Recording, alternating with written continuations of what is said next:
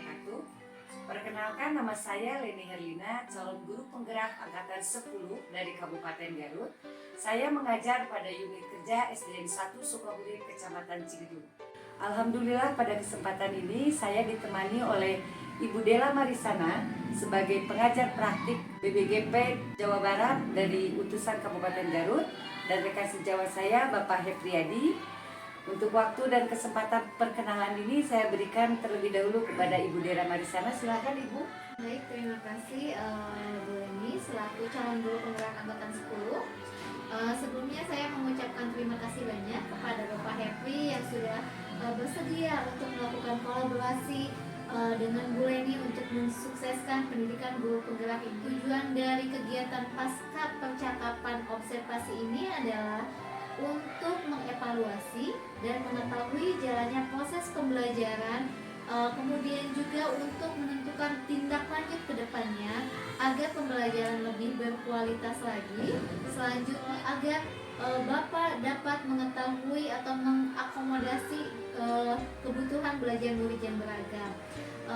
Mungkin sebelumnya Bu Leni sudah melakukan beberapa tahap supervisi akademik, diantaranya observasi, kemudian observasi langsung ke kelas Pak Hepri, dan sekarang tahap terakhir yaitu melakukan pasca percakapan observasi supervisi akademik dengan prinsip coaching.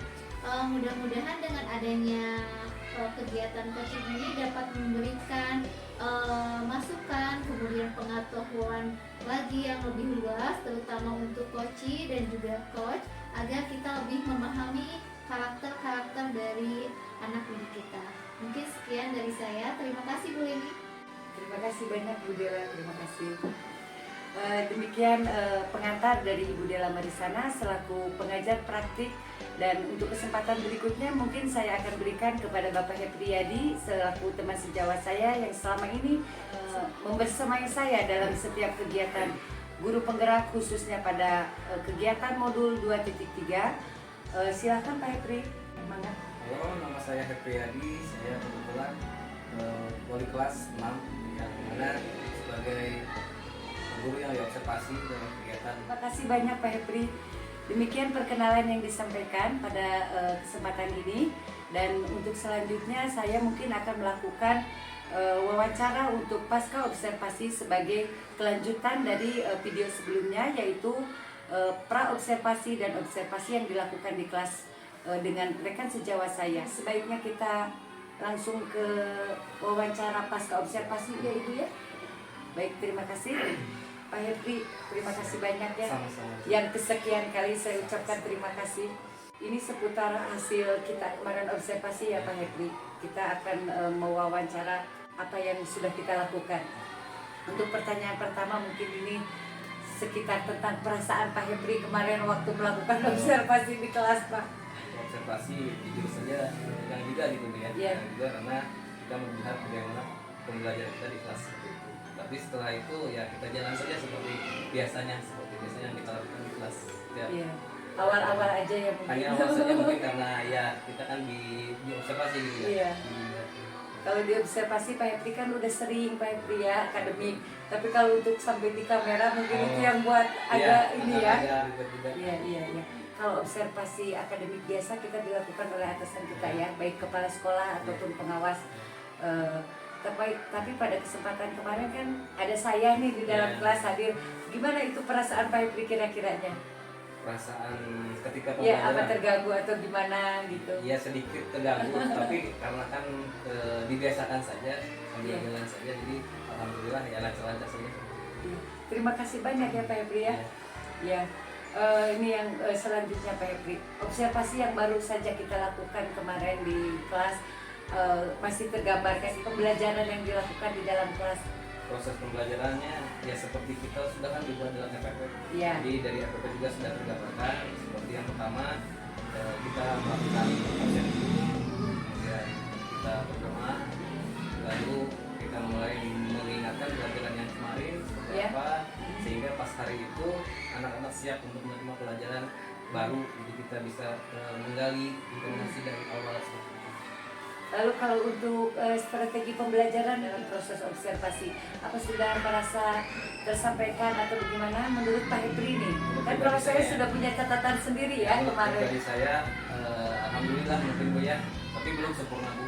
Tapi Iya. masih alhamdulillah beberapa sudah kita laksanakan sesuai SOP yang kita buat di awal untuk kegiatan Dan pembelajaran. juga memperhatikan apa tahapan-tahapan yang ada pada MPP sudah tersampaikan ya Pak Hepri, dari mulai awal pembukaan Pak Hepri, baik itu doa, lalu is breaking juga disampaikan, lalu untuk kegiatan intinya apa yang menjadi strategi pembelajaran Pak Hepri, baik kontennya, produknya, kemarin sampai di produk selesai, lalu prosesnya juga diferensiasinya tersampaikan, lalu malah emosional, sosial emosional juga ke murid ikut tersampaikan kemarin ya, banyak apresiasi yang Pak Hepri kasih untuk murid dalam bentuk pujian atau tepuk tangan. Saya sudah melihat di sana sudah banyak dilakukan ya Pak Hepri ya, sudah bertahap-tahapannya juga sudah tersusun dengan baik.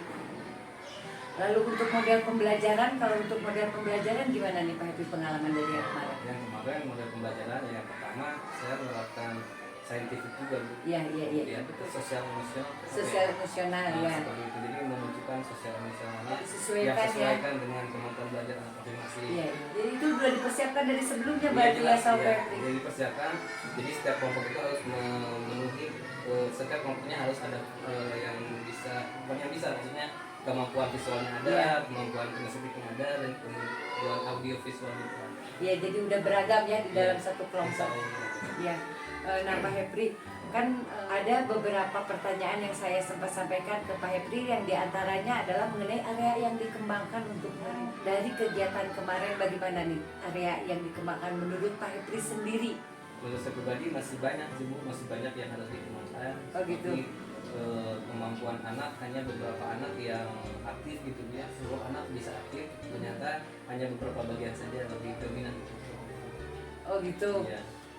Itu dari keaktifan murid ya. Iya. Lalu kalau untuk kenyamanan kira-kira nih murid bagaimana di dalam Dan kelas? juga kalau di kelas kemarin? kan kebetulan di kelas itu mejanya itu kan kayak penuh gitu ya, mungkin terlalu banyak meja yang nggak terpakai juga. Kemudian ketika pembelajaran juga, ketika saya mau mempersiapkan pengelompokan itu makan waktu juga. Dari cerita yang Pak Hepri barusan sampaikan, ada hambatan yang benar-benar ingin dirasakan tata letak sarana yang itu. Kemudian anak yang kita harapkan setiap anak bisa memunculkan masing-masing kan tidak, jadi ada yang lebih dominan, kemudian kurang berani gitu, Kurang berani. kurang aktif untuk berperan.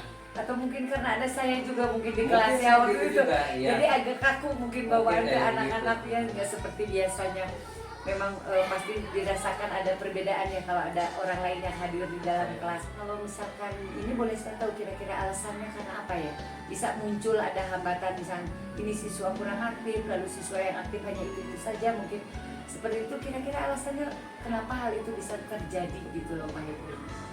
Alasannya mungkin dari anak itu ya, punya tiap anak Kurang berani mungkin ya. tiap anak kan berbeda ya, punya Iya. kemampuan tiap anak itu tidak sama mungkin. Iya. Ada yang lebih dominan dari visualnya, ada lebih dominan dari kinestetiknya, Iya. dan ada yang bionya. Jadi ketika kegiatan juga dibagi-bagi juga sih setiap anaknya. Jadi yang mampu sebagai kemampuan kinestetik dia akan mempraktekkan ketika dalam pembelajaran itu. Oh iya. Seperti itu. Jadi mungkin hambatannya dirasa karena adanya mungkin keragaman ya, karakteristik dari murid itu sendiri, dan mungkin tingkat kepercayaan diri murid seperti yang di Iya. awal tadi Pak Hepri sampaikan. Lalu Pak Hepri, kalau misalkan alasannya lalu hambatannya seperti itu, kira-kira kalau boleh saya tahu untuk kedepannya nih, rencana tindak lanjut Pak Hepri dari pengalaman kita observasi kemarin di kelas bagaimana nih? Ya, rencana saya mungkin kedepannya akan saya tingkatkan lagi, terutama dari segi motivasi anak itu ya. Oh iya. Kemudian keaktifan anak lebih saya dorong lagi, bagaimana ketika dalam pembelajaran itu mereka lebih aktif, lebih bisa bekerja sama, saling mendukung. Jadi tidak hanya beberapa pihak saja yang lebih unggul gitu. Jadi saya harapkan dalam kelompok itu setiap anak itu bisa lebih bekerja sama, saling mendukung ketika dalam pembelajaran seperti itu. Iya, itu solusi yang akan Pak Hepri lakukan ya untuk tindak lanjut sana. Dari tindak lanjut solusi yang akan Pak Hepri terapkan itu mau mulai dari kapan? Ya, dari hasil observasi kemarin, jadi saya tambah tahu Bu ya. Jadi ketika saya memberikan pembelajaran di kelas, otomatis ada yang memperhatikan kegiatan saya. Jadi ada poin-poin yang mungkin terlewat dari saya, ya saya akan perbaiki ya secepat mungkin Bu. Jadi gitu. mulai dari pembelajaran setelah hasil observasi ini saya akan tingkatkan bagian mana yang masih belum Merasa belum kekurangan tersampaikan. Mas, ya. Ya, seperti itu. Jadi secepatnya saya betulkan. Iya, siap Pak Hepri. Terima kasih. Kalau saya boleh menyimpulkan ya Pak Hepri ya, dari kegiatan-kegiatan kita kemarin selama Pak Hepri membersamai saya, khususnya pada coaching supervisi akademik ini, dari mulai awal pra observasi, lalu observasi di kelas, tahapan yang dilalui sudah ya Pak Hepri, lalu yang dirasakan oleh diri Pak Hepri sebagai hambatan juga sudah dikemukakan Pak Hepri, lalu solusi pun Pak Hepri sudah menemukan sendiri, bahkan sampai rencana yang akan Pak Hepri lakukan kapannya untuk tindak lanjut Pak Hepri, keputusannya sudah Pak Hepri ambil sendiri. Mudah-mudahan dari percakapan kita hari ini dapat bermanfaat bagi kita semua ya. Amin. Bagi saya juga khususnya mungkin akan banyak pengalaman yang dipetik dari perjalanan kita ini ya Pak Hepri ya. Terima kasih banyak saya ucapkan ke Pak Hepri, mudah-mudahan jadi pembelajaran bagi kita semua ya Pak Hepri ya. Mungkin Bu Dela ada yang mau disampaikan? Sudah cukup Ibu. Pak Hepri? Oh tidak ada. Kalau begitu saya tutup nggak apa-apa? Boleh Bu. Demikianlah tahapan akhir dari percakapan pasca observasi yang telah dilakukan antara saya dengan rekan sejawat saya Bapak Hepriyadi dan dibantu oleh Ibu pengajar saya Ibu Dela Marisana SPD. Kesempatan terakhir saya akan memberikan pada rekan sejawat saya Bapak Hepriyadi. Silakan Pak Hepri. Mungkin kata-kata untuk hari ini, cobalah bergerak aktif untuk merubah mutu pendidikan Indonesia agar lebih baik lagi. Terima kasih. Bu Dela, ada yang mau disampaikan? Baik, tentunya dalam pendidikan guru penggerak, salah satu poin terpenting adalah kolaborasi. Terutama kolaborasi dengan kepala sekolah dan juga rekan sejawat. Mudah-mudahan kolaborasi ini bukan hanya ketika ada tugas saja, tapi bisa diaplikasikan berkesinambungan dan berkelanjutan ke depannya untuk memajukan sekolah ini. Mungkin sekian dari saya. Terima kasih Ibu Dela Marisana. Demikian tahapan akhir dari supervisi akademik yang telah saya laksanakan. Mohon maaf atas segala kekurangan dan saya ucapkan terima kasih banyak untuk Ibu Dela Marisana. Terima kasih banyak atas bantuan rekan saya Bapak Hepriyadi. Mudah-mudahan acara ini dapat bermanfaat bagi kita semua. Wassalamualaikum warahmatullahi wabarakatuh.